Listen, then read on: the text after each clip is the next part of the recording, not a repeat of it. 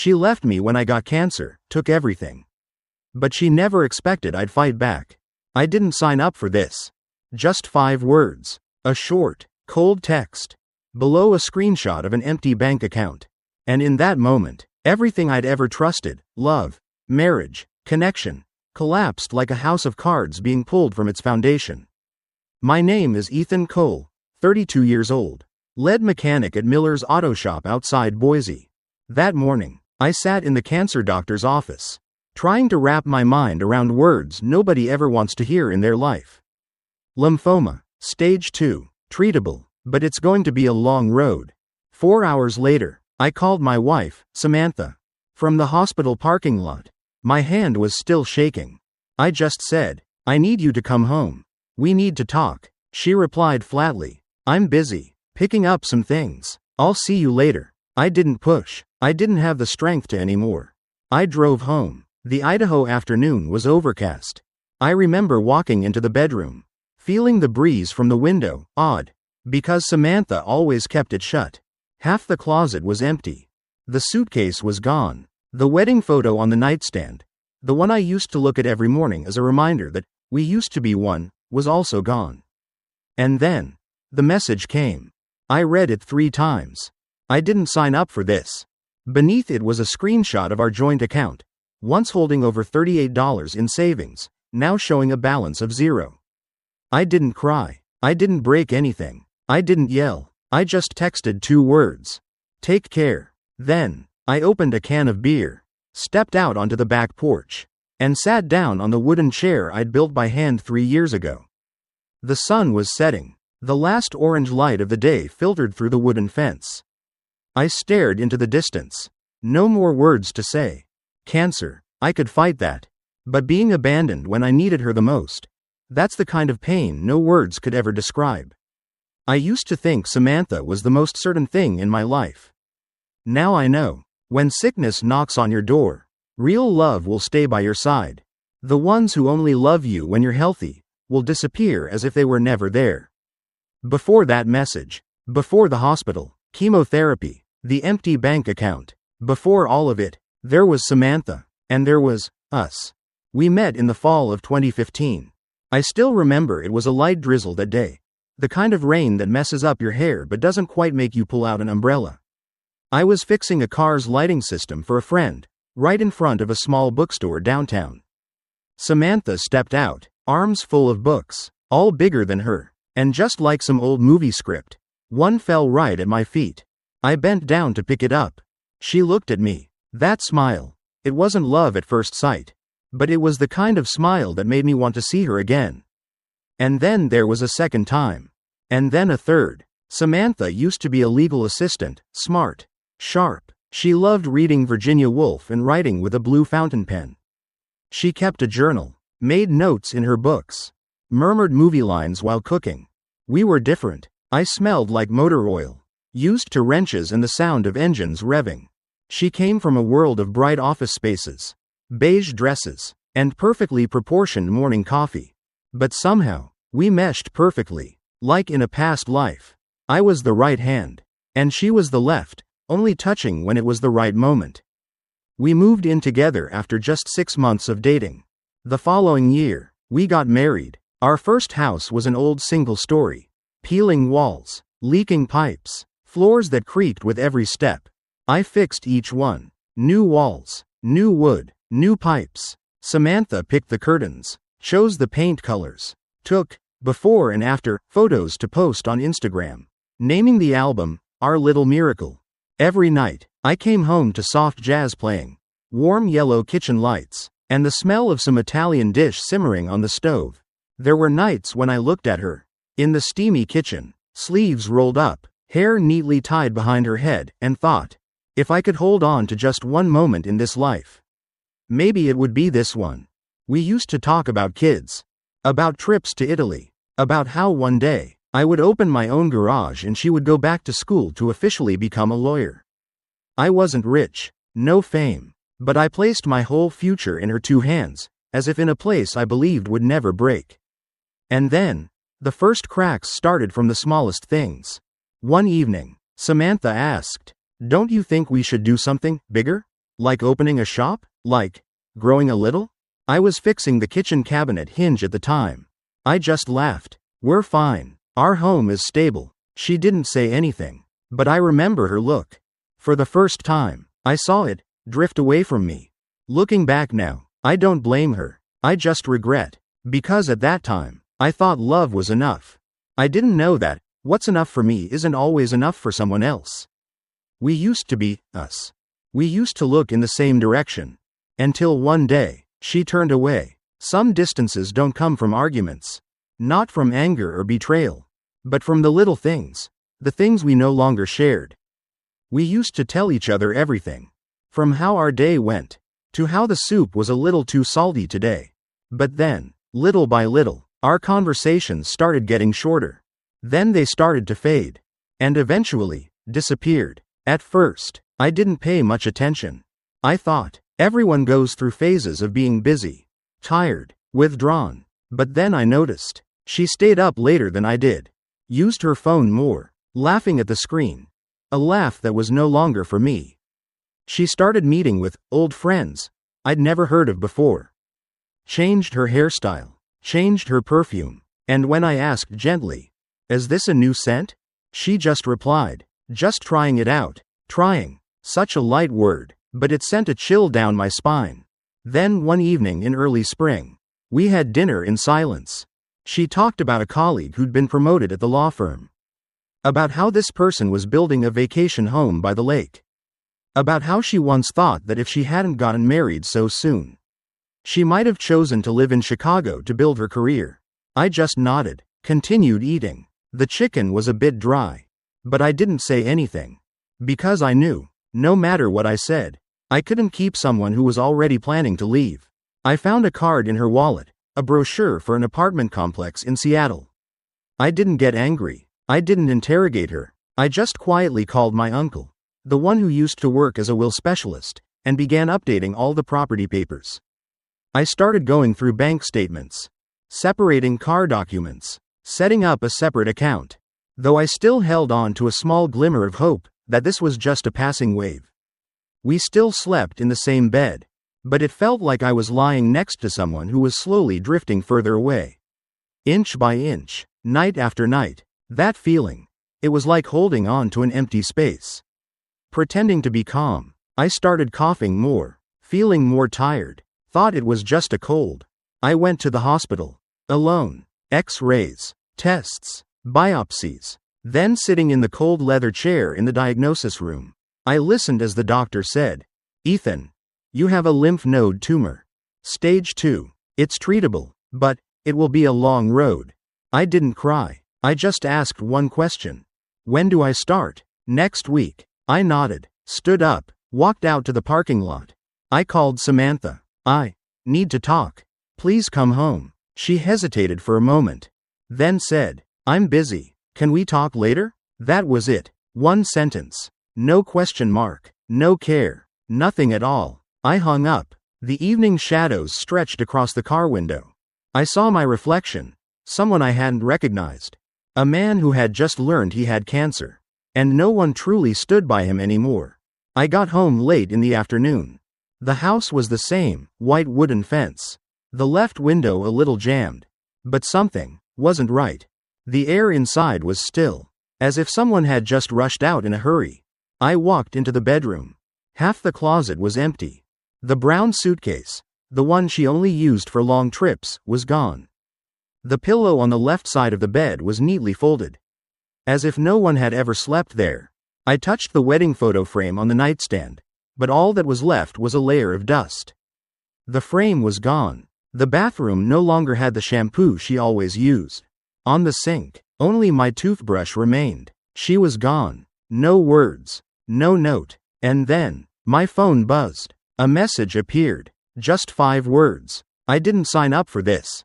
Beneath it was a screenshot of our bank account, empty. All $38 of our savings over 5 years. The money we'd planned to use for a larger home or to start a family was gone. With no trace, I stood in the kitchen. The wind gently blew through the back door. On the dining table, there was still a glass she hadn't washed. Lipstick stains faintly visible on the rim. I didn't shout. I didn't break anything. I didn't write a long message. Just one line. Take care. Then I opened the last cold beer in the fridge, stepped out onto the back porch. I sat down in the wooden chair I had built by hand for her. During our first summer here, the sun was setting. Orange and purple blended across the Idaho sky. It was a beautiful sight. But I felt empty. That night, I didn't eat. I just drank water, then threw up because my stomach couldn't handle it. I curled up on the bathroom floor. The cold tiles pressed against my back. I used to think the greatest pain was the needle, the chemotherapy, the dead cells. But no, it was when you need someone by your side, and they choose to walk away. The next day, I called the bank. The clerk confirmed. The entire amount was withdrawn just 40 minutes after I told her about my illness over the phone. I sat still for hours, holding the phone. There was no anger, just one question running through my mind. Did she ever really love me? I remembered the night we moved into this house. Samantha had cheered when she saw the kitchen had an oven. Perfect. I'll bake bread for you every Sunday. But now, the place that used to smell like butter was only filled with the emptiness of something that would never come back. I went for my first checkup alone. I called an Uber. I signed the papers myself. I sat in the waiting room for hours with an IV drip in my arm. The nurse asked me, "Is your family here?" I smiled weakly. "No, my wife is out of town." She gently patted my hand. "The first round is always the hardest. But you'll get through it." I wasn't sure. I only knew.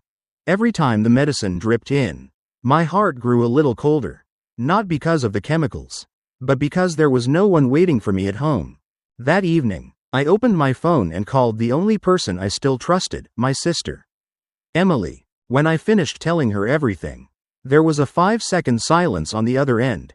Then she cried. Then she wanted to drive out that night to see me. I stopped her. "Wait, give me some time. I need to understand what this is first." I didn't want anyone to see me like that. Thin, empty, and weaker than I'd ever been. I needed to rise, on my own 2 feet. Because I knew, if I made it through this pain, I wouldn't just survive cancer. I would survive everything I once thought was love. I spent the first days of chemotherapy in silence. I didn't tell anyone Samantha had left. Not even Tim, the neighbor who'd lived next door for over 5 years, heard more from me than health issues. She couldn't handle it. Tim didn't ask anything more, just nodded. And then, the next day, there was a hot casserole tray left at my door, made by his wife. On the note it said, "Made too much. Help yourself." I knew they knew, but it comforted me more than 1,000 hollow words ever could. So, I decided I wouldn't sit still. I wouldn't let myself just be the guy left behind, with cancer and an empty account. I began going through the legal files my Uncle Richard, had once given me. He used to be a will specialist before retiring, but still helped family with paperwork. I took everything. The house contract, the papers for the 1969 Mustang I had restored myself, the bank statements, and, of course, the message. I didn't sign up for this. Uncle Richard went through everything, then took off his glasses and looked at me for a long time. "Ethan, this isn't just coldness. This could be asset theft during a medical crisis." I didn't say anything. I just nodded. And then, I started plotting my move. I went to the bank. I set up an account in my own name. I transferred the remaining assets from my grandfather's inheritance, including the land on the mountain, into it. I also stopped proceeding with the land sale. Instead, I left a few clues that I was preparing to sell. Could sell. Might want to sell, all to bait the trap. Even the call with the real estate agent. I made sure it played out in such a way that someone could overhear, if they wanted to. And then, as expected, a week later, I received a letter from Samantha's lawyer. She officially filed for divorce. In the petition, she asked to be removed from the mortgage but still demanded 50% of the home's value. No mention of the money she took. No apology. Not even a single line asking how I was doing. Just 2 words in bold. Irreconcilable differences. I took the petition to Uncle Richard.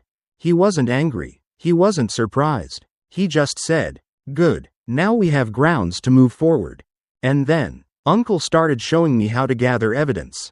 We kept track of my chemotherapy journal, the messages before and after the day I told Samantha about my illness, the date, time, and minute when she withdrew the money, the email from Chloe, her cousin, confirming that Samantha knew about the illness but still left.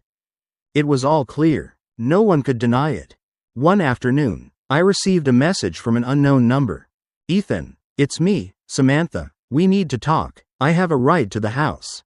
I didn't reply. 3 days later, another message. "I understand you're upset, but cutting ties like this is childish. I have feelings too." Feelings? What about me? Here I am, bald from chemotherapy, eyes sunken from the treatments, struggling to eat spoonfuls of soup that my stomach rejects. Finally, I just wrote back, "Actions have consequences." And then I blocked the number. She thought I was weak. She thought I would compromise. She thought I would crumble. But no, I didn't need to shout at anyone. I just needed to let the truth speak for itself. And this time, I was the one in control. So after all the messages, the gentle threats, the cold demands, she had to sit across from me, not over the phone, not hiding behind the lawyer's words. The meeting took place at Uncle Richard's law office, with Catherine, my lawyer, sharp, composed, and enough of a force to make anyone tremble when they opened the file. Samantha walked in, with her father, someone who always saw me as just the mechanic who's dating his daughter. She looked cheerful, sun-kissed skin, hair lightly curled, expensive perfume, the same scent I bought for her last Christmas. It was almost laughable. While I was suffering through every chemotherapy session, she was living like she was on an extended vacation. And then, she avoided my gaze. I stared right back. Catherine didn't start with questions. She just placed on the table the bank statements, the screenshot of the message, "I didn't sign up for this." The email from Chloe confirming Samantha knew about my illness, my medical records, my chemotherapy schedule, and then, Uncle started showing me how to gather evidence. We kept track of my chemotherapy journal, the messages before and after the day I told Samantha about my illness, the date, time, and minute when she withdrew the money, the email from Chloe, her cousin, confirming that Samantha knew about the illness but still left. It was all clear. No one could deny it. One afternoon, I received a message from an unknown number. "Ethan, it's me, Samantha. We need to talk. I have rights to the house." I didn't reply. 3 days later, another message. "I understand you're upset, but cutting ties like this is childish. I have feelings too." Feelings? What about me? Here I am, bald from chemotherapy, eyes sunken from the treatments, trying to eat spoonfuls of soup that my stomach rejects. Finally, I just wrote back, "Actions have consequences." And then I blocked the number. She thought I was weak. She thought I'd compromise. She thought I'd crumble. But no, I didn't need to shout at anyone. I just needed to let the truth speak for itself. And this time, I was the one in control. So, after all the messages, the gentle threats, the cold demands, she had to sit across from me, not over the phone, not hiding behind the lawyer's words. The meeting took place at Uncle Richard's law office, with Catherine, my lawyer, sharp, composed, and enough of a force to make anyone tremble when they opened the file. Samantha walked in, with her father, someone who always saw me as just the mechanic dating his daughter. She looked cheerful, sun-kissed skin, lightly curled hair, expensive perfume, the same one I bought for her last Christmas. It was almost laughable. While I was suffering through every chemotherapy session, she was living like she was on an extended vacation. And then, she avoided my gaze. I stared right back. Catherine didn't start with questions.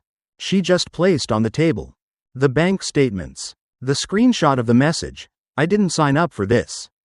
The email from Chloe confirming Samantha knew about my illness, my medical records, my chemotherapy schedule, and then, the silence in the room deepened. Even her father, the experienced lawyer, swallowed hard. Catherine looked directly at her lawyer across the table. "We propose." Samantha returned the full $38. "Relinquish any claim to the house, the Mustang, the inheritance land, and the retirement account, and bear all legal costs herself. If not, We will file charges for asset theft and abandoning a spouse in a medical emergency. The lawyer on the other side tried to hold on. Perhaps. Both sides can compromise. We just want an amicable divorce. Catherine smiled. But it wasn't a humorous smile. She chose to leave by taking everything necessary for the survival of a cancer patient. We're simply responding. In the end, after a day of silence and deliberation, they agreed to all terms. She got nothing. Her family had to sell the vacation home to pay back the $38. And the lawyer's wife reputation now became a joke for those who knew the truth. I wasn't triumphant. I didn't celebrate. I just felt empty. Because, even when justice was served, love was gone. A month later, I received the finalized divorce papers. I signed them, and then walked out of Catherine's office, as though I had just buried a part of my life. That evening, I sat outside on the porch, holding a glass of water, watching the sunset. The wind was gentle, leaves falling. I had survived, not just against the illness, but I had survived the cold withdrawal of someone who once swore to stand by me through sickness. And then, a few weeks later, I received news from the doctor. Remission. I had passed the hardest stage. Not cured, but hope. Finally, I moved out of the old house.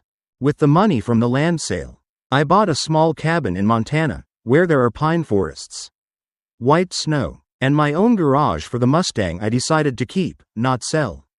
That car, like me, had once rusted, once been forgotten. But if you have time and a patient hand, everything can be restored, even a person. A week after the trial ended, I received an envelope with no return address.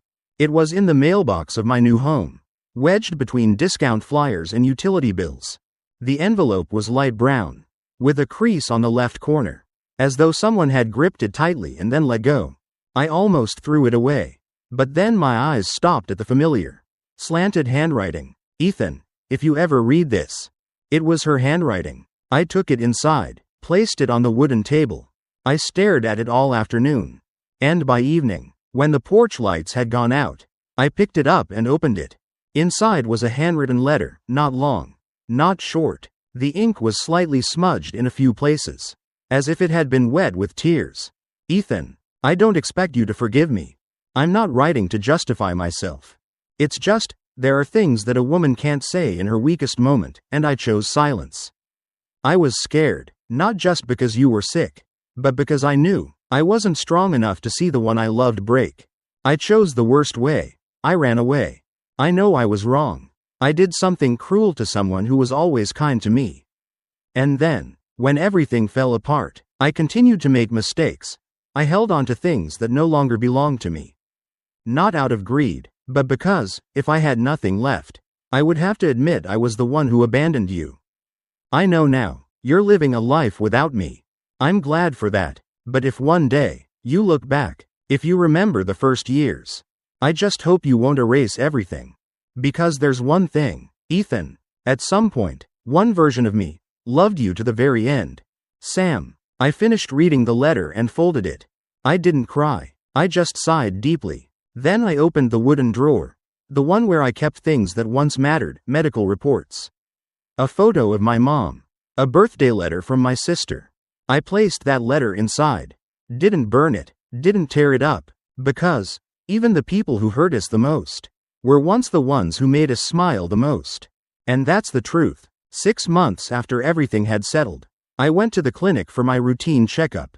I didn't dare hope. I just wanted to know whether I would keep fighting or finally be allowed to breathe a little easier. The doctor looked at me for a moment, then nodded. The cancer cells are gone. Not cured, but it's in full remission. I stared at my hands. They weren't shaking. They weren't stiff. They just lay there quietly, just like me. For the first time in months. Fully relaxed. I drove home. The sky was clear. The distant mountains lightly dusted with snow. The wind blew through the window. A scent of pine and damp earth filled the car, smell of life. That evening, I called my sister, Emily, who once wanted to drop everything to come take care of me. She cried, but this time, it was tears of joy.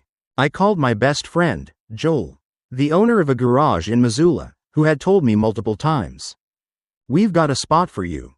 Anytime. So, I started packing. Sold the old house in Spokane.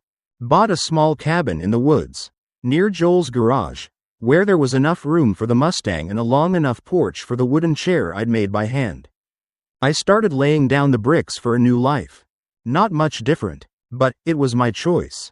One day, while I was wiping dust off the Mustang, my phone buzzed. A message from an unknown number. It was short. I know I'm undeserving, but I still think of you. I'm sorry, Ethan. I hope you find happiness. I read it again, once, then twice, and then I replied, I survived. I hope you do, too. 4 words. No anger, no pleading, no blaming, just a farewell. And then, I blocked the number. That afternoon, I placed my hand on the Mustang's body. Inside was the engine I had spent the entire summer assembling. On the outside, there were still a few scratches, but I wasn't going to repaint it. Because, just like me, it had once been left behind. Once forgotten, but it was still here. Complete, strong, and worth holding onto. I wasn't the same man anymore.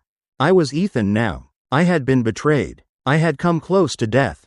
But I didn't fall. I was the man who, in his darkest moment, still chose to stand up and not seek revenge through hatred, but through a new life. A life, this time. No one else was deciding it for me. Video closing statement. Some falls in life don't come from an accident, but from the ones who once held us tight. And some victories don't need applause, just a heart strong enough to keep beating. Ethan's story isn't just about cancer. It's not just about a broken marriage. It's about the rebirth of a person once abandoned. Once lost everything, but still choosing not to be a victim. Even the most broken trust can heal. And then, the vast world out there, there are still people who'll open their arms to someone once discarded. Not through promises, but through actions. In the end, you don't have to be strong right away. You just have to make sure you don't fall forever. If you've ever experienced pain, betrayal, illness, or loss, remember this: you can still start over. And sometimes, a new life begins right where you thought you had ended.